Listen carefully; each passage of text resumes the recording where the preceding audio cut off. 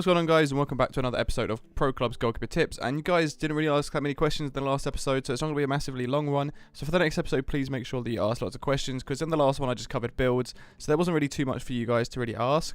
But for the next episode, please ask any questions that you have about goalkeeping, because I'll be willing to answer them. So the first question is from Ollie Goalkeeper.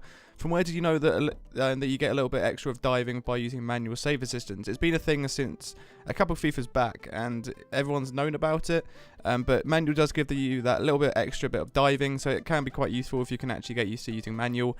Personally, I don't use manual because I prefer just to auto position myself when it comes to getting that extra little bit of diving. But you know, it's up to the goalkeeper. If you can manually position yourself well and play a semi-save assistance, then I personally prefer that, but that's just up to me. So the only one that asks, when's the top 5 saves video coming out?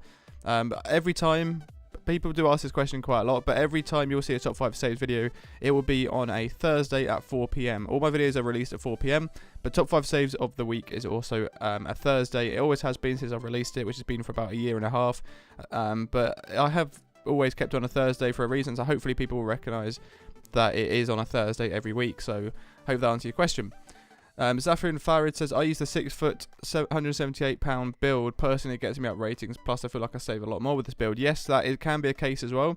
If you're a smaller build, then you make the diving saves more, and people will say, how can you get the diving saves accomplishment? Because it takes ages to play a smaller build. Like, I play 6 foot 1, 178 pounds acrobatic, and that really helps me get my diving saves up. And personally, I do play better with that build, but I just don't feel like I want to use it in the VFL.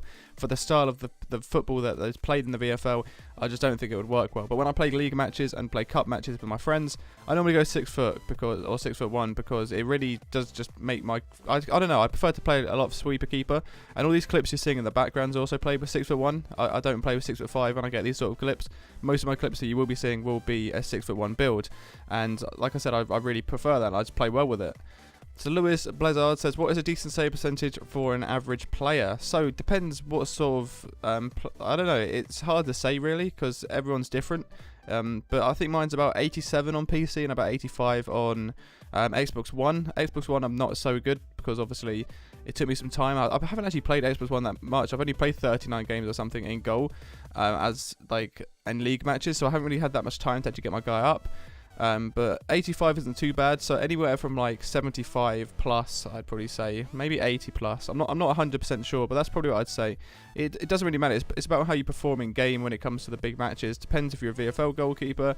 Depends if you only play league. If you only play league, then you should probably be concentrating more on your save percentage. But if you're a goalkeeper in the VFL, then as long as you do your job well in those VFL matches at the weekends, then it doesn't matter. You'll be absolutely fine. You'll be still rated as a good goalkeeper no matter what your save percentage is, because at the end of the day, it is just a number, so it doesn't really mean too much.